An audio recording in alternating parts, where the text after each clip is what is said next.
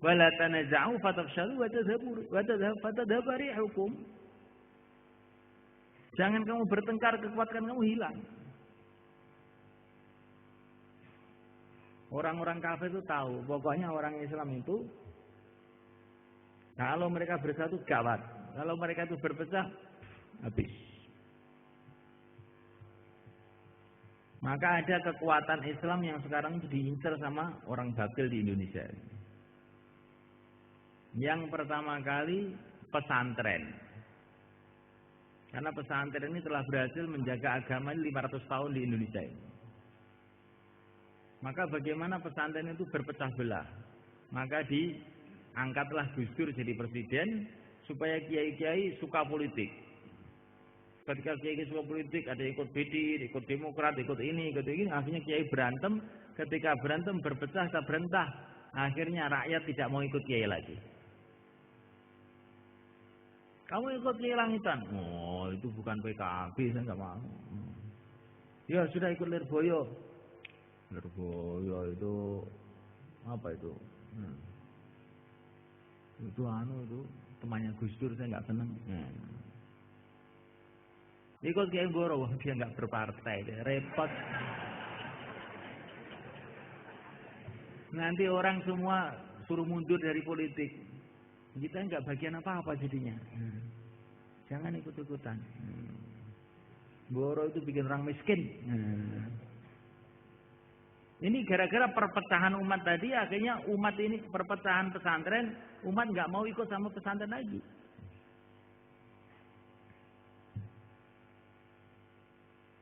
Kemudian yang kedua, kekuatan Islam di Indonesia ini adalah habaib. Habaib itu punya potensi besar karena mereka ini punya label cucu Nabi itu. Maka ingin dirusak sama orang-orang kafir. Caranya bagaimana? Dimasukkan jarum-jarum Syiah pada mereka. Sehingga kalau ada Habib lewat, Allah paling Syiah. Habib irunge dawa, Syiah. Wis gerusak. Engko paling mut'ah lho. Ning kampung jauh lah dikira mut'ah. Yang ketiga, kekuatan Islam itu tabligh di Indonesia ini. Maka orang ahli batil ingin merusak tabligh itu dengan isu Wahabi dan paham-paham Wahabi. Sehingga nanti kalau ada orang Jawa bilang, Wahabi, jomelok. Wahabi paling gak oleh ziarah kubur. Itu gak oleh tahlilan kok. Wahabi, itu jenggote wis ketara. Subhanallah. Maka saya itu di Temboro ini, saya bikin markas itu biasa aja. Di Jumatan ya tahlilan, ada dalilnya, kenapa ditutup-tutupi?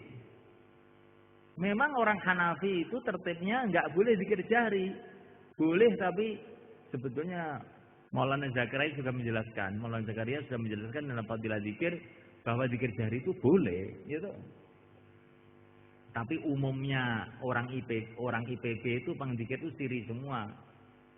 Maka saya keraskan aja. Ada orang India yang negur, kenapa zikir banyak? Kamu baca fadilah amal enggak? Dia enggak baca gimana? Zikir jahri itu sunnah. Malah Zakaria itu. Ini orang tabligh, orang India sendiri loh enggak ngerti kalau masalah zikir jahri itu sunnah. Yang sudah ditulis oleh Maulana Zakaria di fadilah tabligh. Karena fadilah zikir. Apa enggak aneh wong iki? Mergo kalau sudah tokoh tabligh itu enggak mau taklim. Kalau taklim tidur. Sukanya khususi aja. Kalau khususi dapat nasi, dapat kue, dapat kopi. Penyakit tabligh seluruh dunia itu. Kalau sudah orang lama enggak mau taklim. Maunya bayan aja, tahu-tahu bayannya ngawur. Insyaallah. Saya bikin marhabanan, saya bikin semua dalilnya. Bisa saya pertanggungjawabkan secara dalil, bukan ngawur, bukan ikut-ikutan orang. Di samping itu, ini satu strategi supaya tidak ada orang menuduh dakwah itu Wahabi. Gawat kalau dakwah ini kok sudah apa itu dituduh Wahabi itu nanti kita sulit untuk menyampaikan agama. Maka santri-santri itu harus paham akidah Ahlussunnah wal Jamaah. Secara umum saya senantiasa sarankan untuk baca buku-bukunya Pak Idrus Romli itu bagus, di koperasi itu ada.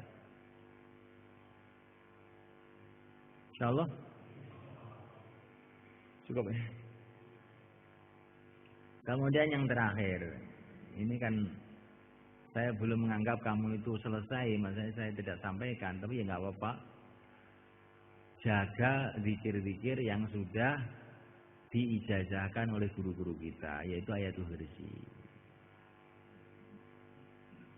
Itu wiridannya guru-guru saya di Jawa, guru saya di Mesir, di Mekah, di India, di Yaman, itu Ayatul Kursi itu. Ini dibaca dengan sungguh-sungguh itu khasiatnya luar biasa.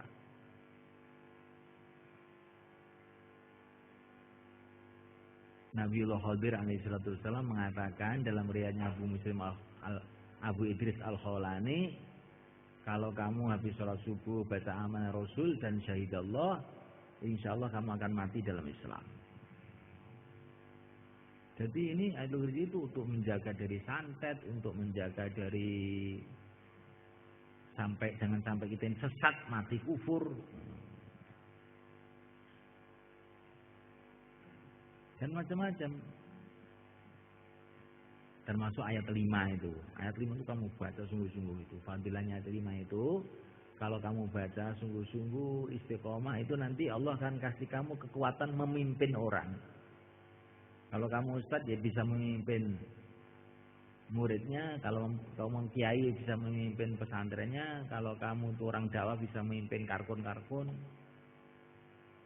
Kalau kamu tuh sang suami, insya Allah istrinya tuh mau nurut. Kalaupun tidak nurut, tapi nggak akan berani macam-macam. Yang penting kan itu toh. Kalau nurut 100% itu ya biasanya tidak. Yang penting itu pokoknya kita menang itu loh orang itu. Jangan sampai suami kalah dengan istrinya. Itu gawat itu.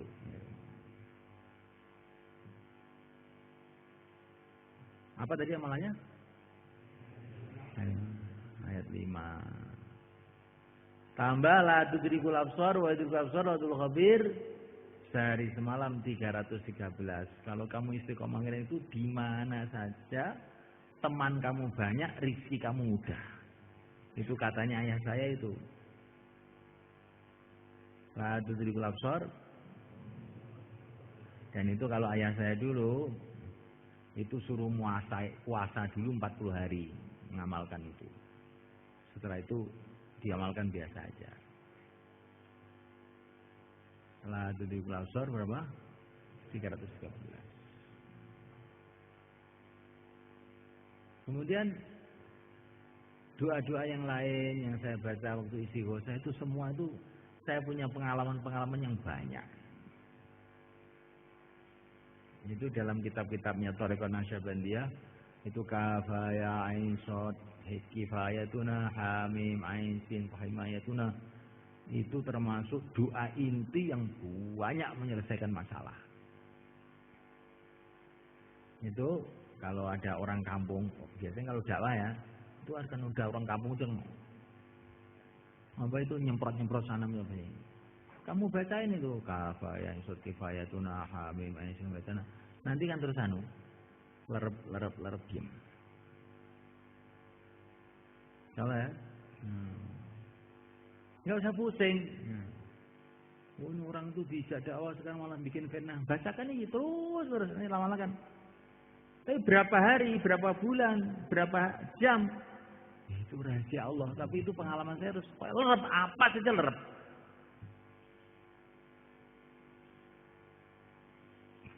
Pernah dalam satu majelis itu, ya majelis tabligh itu kan macam-macam toh. Itu ada orang itu pokoknya brutal. Sodok sana, sodok sini, orang tabligh. Waktu dalam majelis itu saya bacakan aja kafaya insut kifayatuna hamim aisyahuna ituna. Pada waktu itu seolah-olah itu kayak nggak ada kesannya itu. Tapi setelah musyawarah itu, yang berantem itu, terus orang-orang yang ngotot-ngotot tadi itu tahu-tahu sebaik itu sudah mati orangnya itu. Betul ini, pada mati orangnya itu.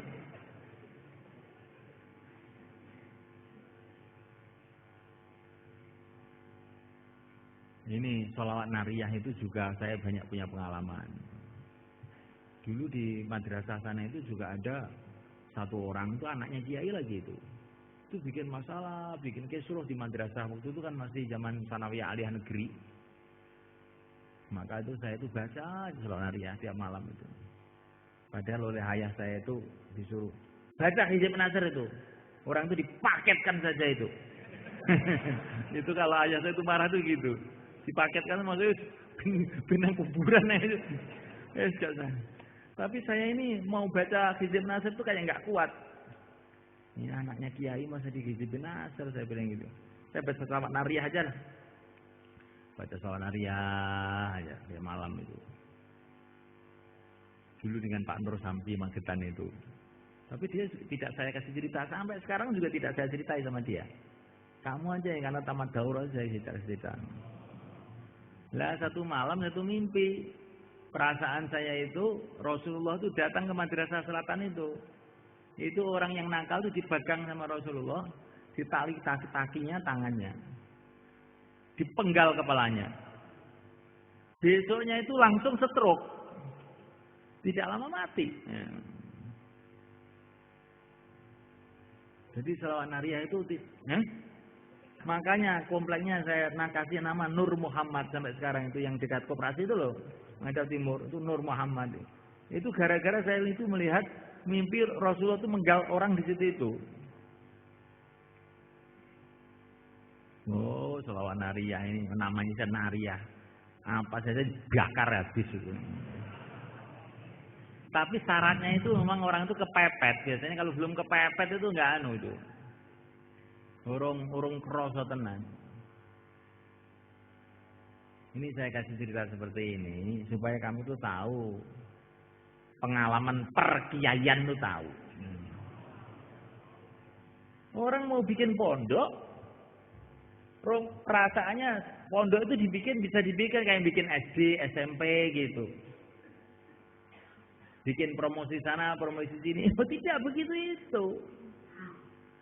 Kalau kamu bikin pondok dengan masuk pondok agama, tidak begitu itu. Kalau kamu tidak mengikuti cara kiai-kiai dulu, gak jalan. Pondok itu disebarkan bukan dengan promosi. Kalau kamu pondok betulan loh ini maksudnya.